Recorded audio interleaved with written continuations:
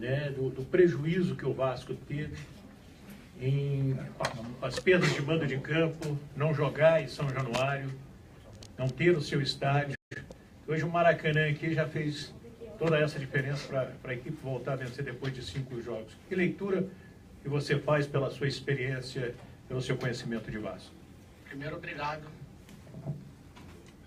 Boa tarde, boa noite a todos. A minha visão é o seguinte: o time não consegue jogar sem o torcedor. E sem o seu torcedor, sem o seu estádio, pior ainda mais. É claro que a gente sabe que todos que estão ali no estádio, uma pequena parte, bem pequena, mesmo com a camisa do Vasco, não é torcedor.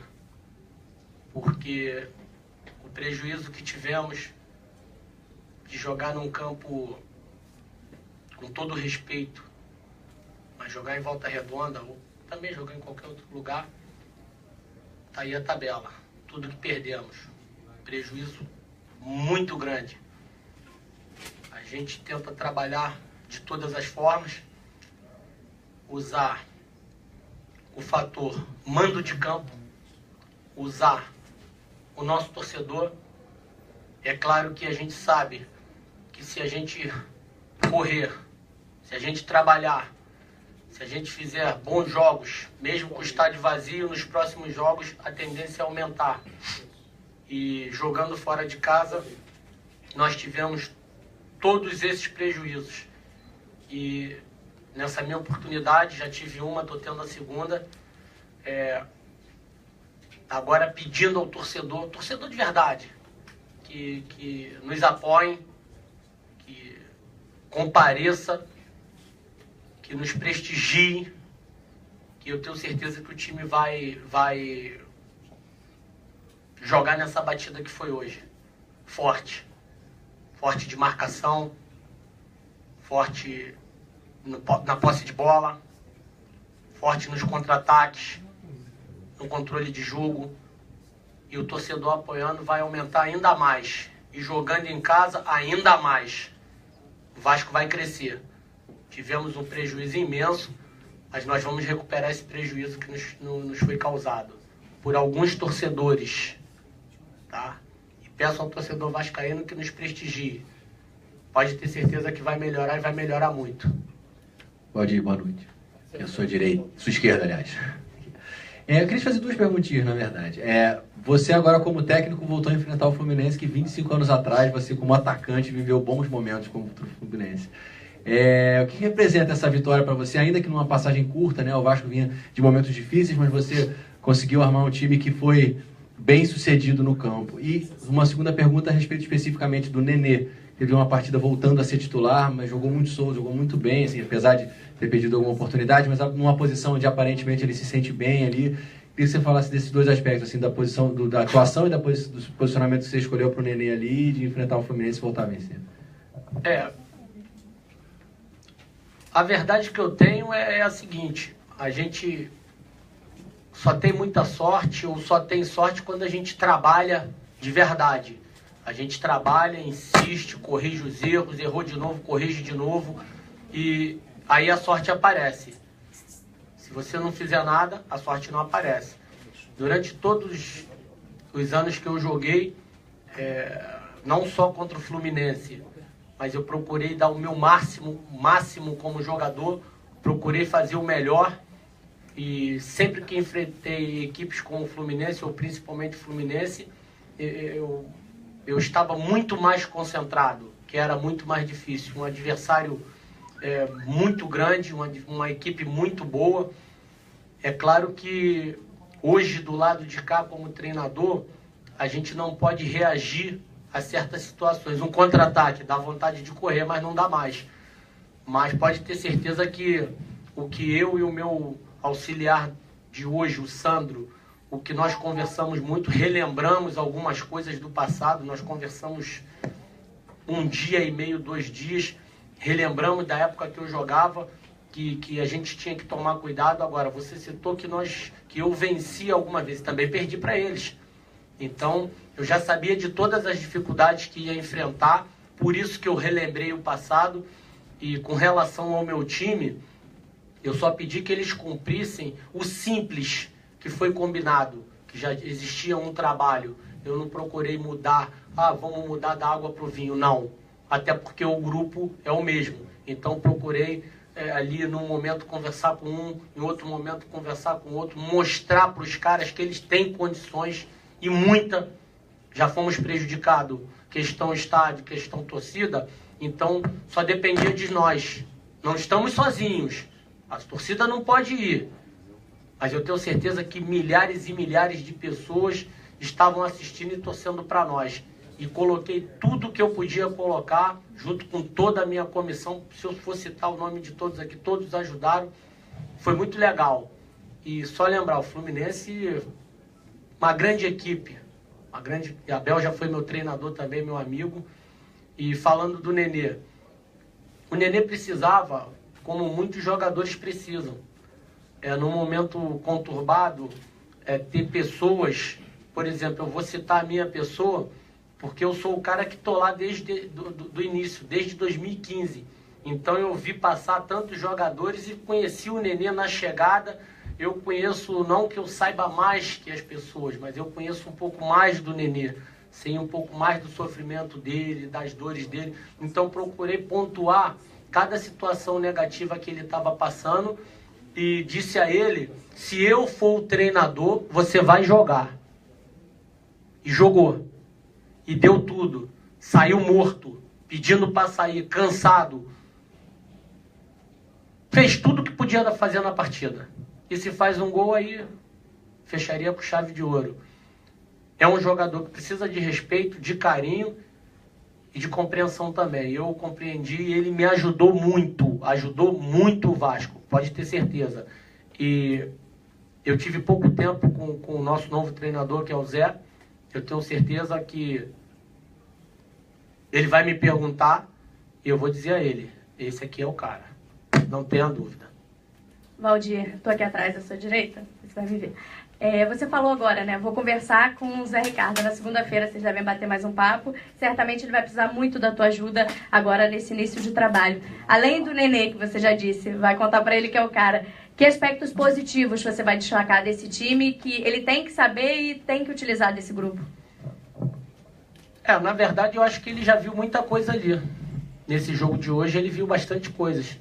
O que eu vou pontuar para ele, até porque ele é muito, muito experiente, um grande treinador, o que eu vou pontuar para ele é algumas questões particulares, de questões de treinamento, questões de posicionamento, onde o jogador gosta de ficar mais à vontade para poder render mais.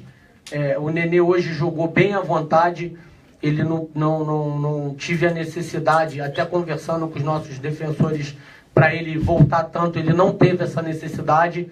Então foi mais ou menos ali uns 2-3 metros do meio de campo na parte defensiva para frente. Então ele atuou bem à vontade. Agora, eu citei especificamente o Nenê porque me foi perguntado diretamente do Nenê. Mas se eu for pontuar aqui, eu vou ficar até amanhã, porque eu conheço todos, gosto de todos os jogadores e sei do potencial deles. Boa noite, Valdir. Eu quero que você fale um pouquinho do Ramon, né? O golaço que ele fez também, o primeiro gol dele nesse retorno. Ele que, quando vestiu a camisa lá do Flamengo, teve aquele episódio, chegou a dizer que não vestiria mais a camisa do Vasco, se redimiu, inclusive na apresentação, pediu desculpas, e hoje ele faz esse golaço. O Ramon é um grande jogador, teve uma participação não só com um gol muito boa, adorei, marcou bem, atacou bem, fez as coberturas que tinha que fazer.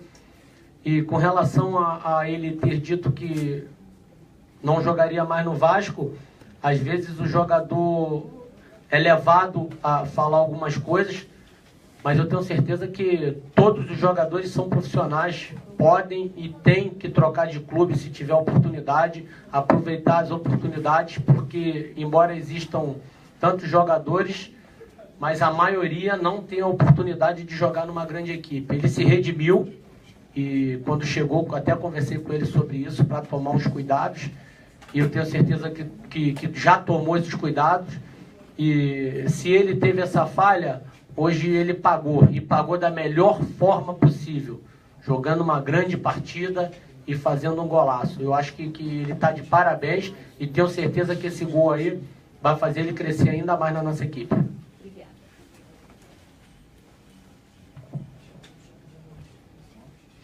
Oi, Valdir. Tudo bem? Parabéns aí pela vitória no Clássico. Abel te elogiou muito e a postura do teu time, conforme você escalou o Vasco.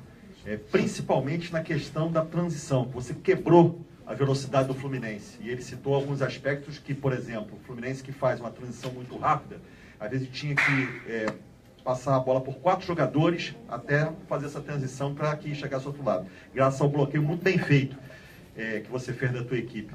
Eu quero saber de você se isso foi realmente fundamental, foi o principal que você fez para deter, né, o que o Fluminense poderia ter de bom, para o teu time poder jogar, ou se teve algum outro aspecto que você também conversou com o grupo para que a vitória saísse. Primeiro agradecer o Abel pelo carinho de tantos e tantos anos. O futebol nos separou, mas o carinho jamais foi separado. A ideia era essa. A gente conversou muito, eu e meu auxiliar, o Sandro, e conversando com outros companheiros, a forma que o Fluminense joga, e muito bem. Então, o que eu consegui colocar dentro de campo foi, primeiro, marcar a amplitude tanto de um lado quanto de outro. Isso já consegui quebrar um pouco. E fixar um ali no meio para quebrar também tanto um volante quanto o outro, para gerar essa bola rápida. A gente matou algumas bolas ali.